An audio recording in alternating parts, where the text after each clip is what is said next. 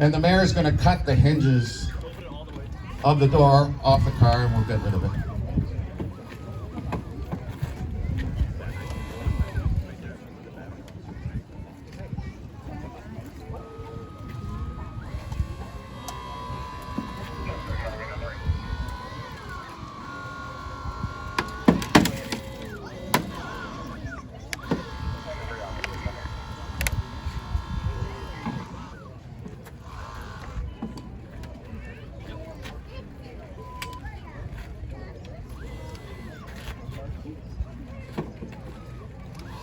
That hand. Oh, it's twisting the right way. Good.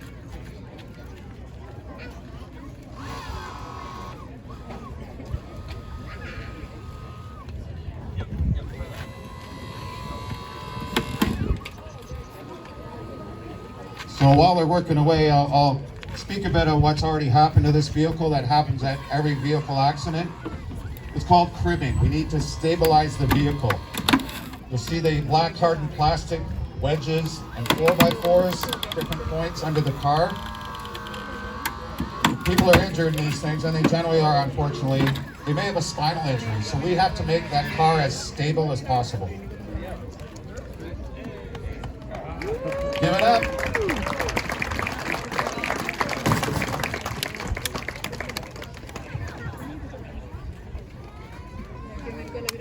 Well done. Okay, we're going to get into phase 2 here. Just a little bit about extrication.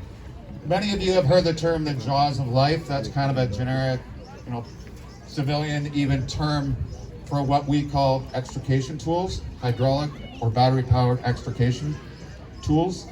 The jaws of life just refers to one piece that you'll see, which is called the spreaders.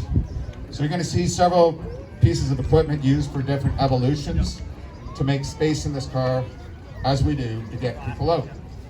We were fortunate last year, we've always had a heavy rescue or two, to have new extrication on this vehicle, new extrication equipment that is all battery powered. It's just as powerful as anything we had before without having to generate power through a loud generator with hoses attached to it.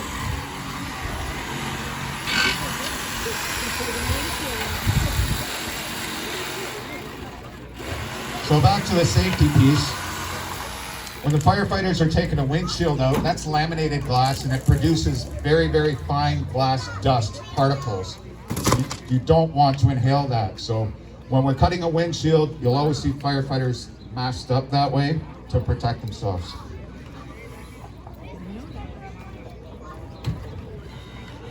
So what's happening on the other side is we're taking the other door off, but we have to create a purchase point. A little gap in the door so we can get the spreaders in there to pop that door.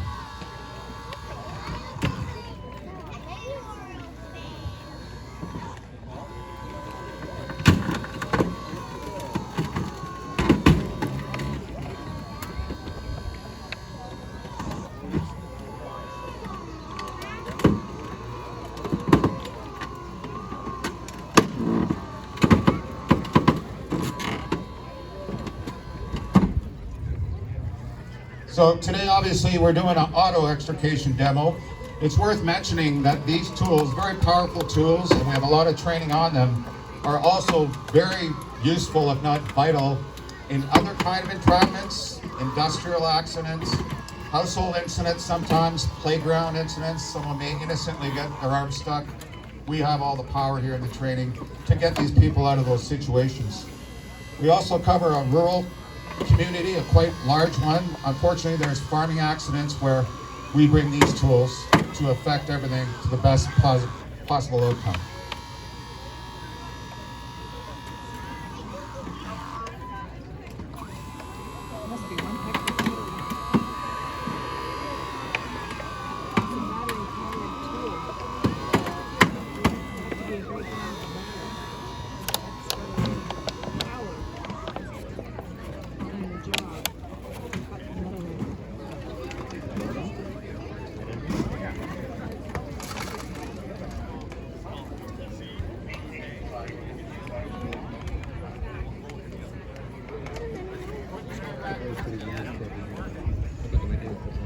Well, the mayor did such a good job. He's been rehired. He's going to do some of the cutting on the far side of the car.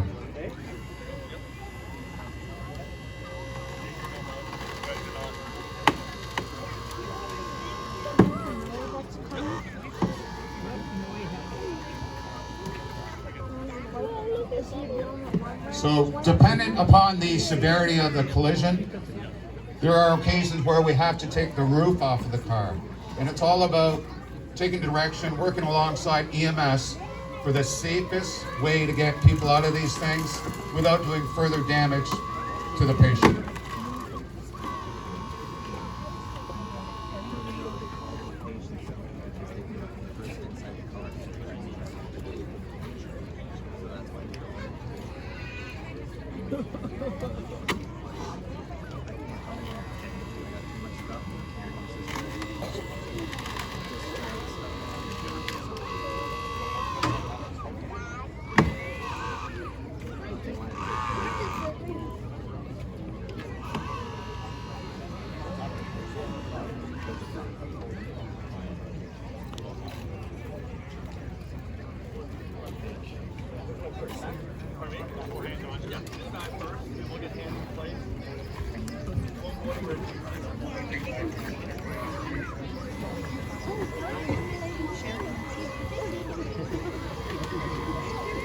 Doesn't matter where I go, I'm going to be in song.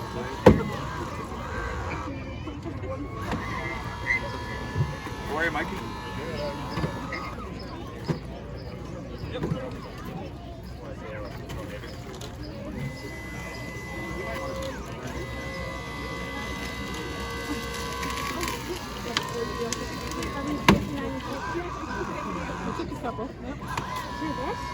Yep.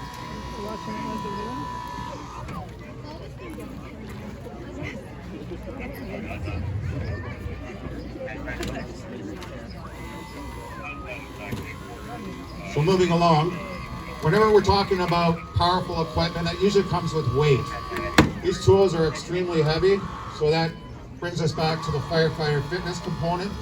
As you can imagine, you may have these tools over your head in an awkward position for a long, long time.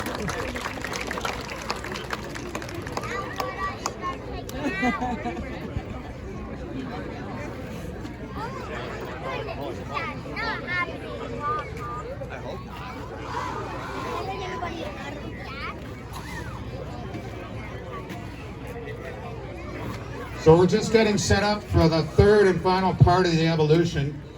We've done all this work. Sometimes there's occasions where the people in the front seat, their legs are trapped under the dashboard. We're going to do what's called a dash roll-up. Generally, they're not trapped severely. We just need some kind of push, a couple inches or so. But we're going to exaggerate that today using tools called the rams. And the rams will be placed on either side in front of the car. And you'll be able to see this car dash just roll away, gaining us that needed space to get the patient out.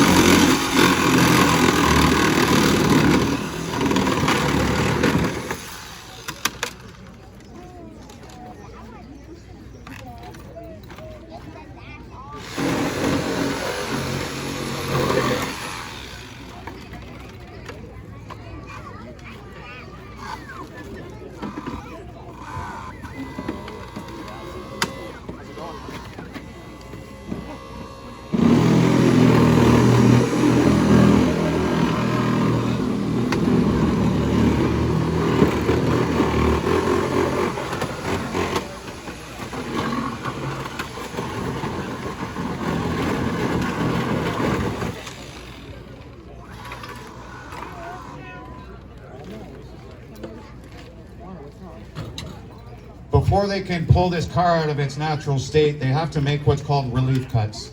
I think I mentioned it earlier. They have to cut. There's a very, very methodical way of doing this. They have to cut through the steel at different points in this car for the next stage, which is pushing the dash off the car.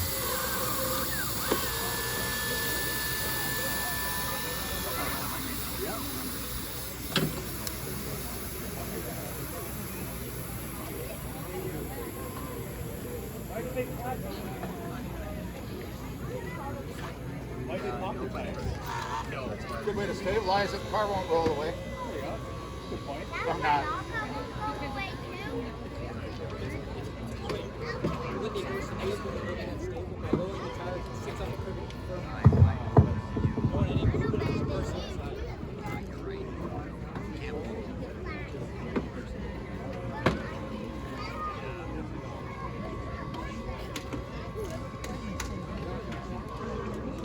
Yeah, if we even suspect to see some injury, very, very careful about any kind of injury. As aggressive as the work is, we're trying to be potentially doing.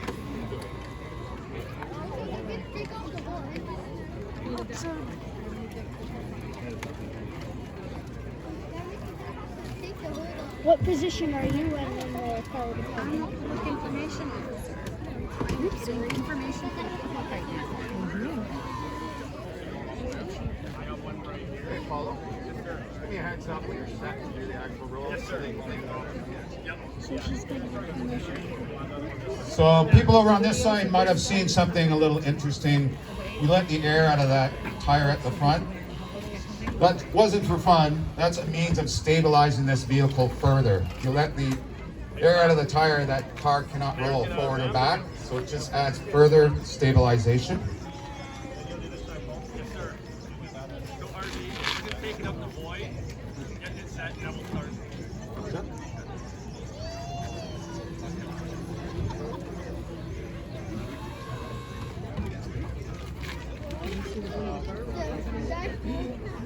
So you see that you've got the two keys in place on either side of the car.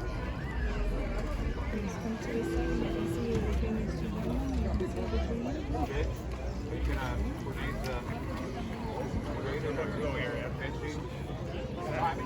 timing of it, like coordinate calling.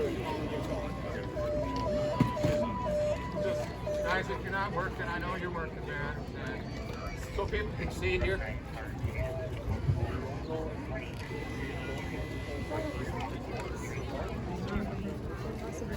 So right now you'll be able to see from both sides of the vehicle the dash roll up to get someone out that has a leg entrapment. So go ahead, guys.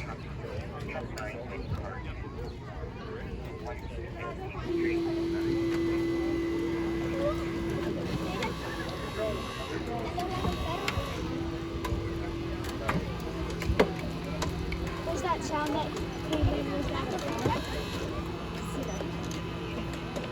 The whole car's going down front. They're just taking the whole front of the car out.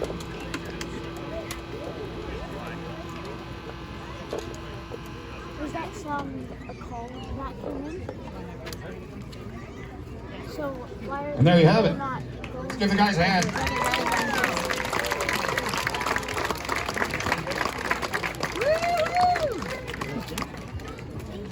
Other people are calling?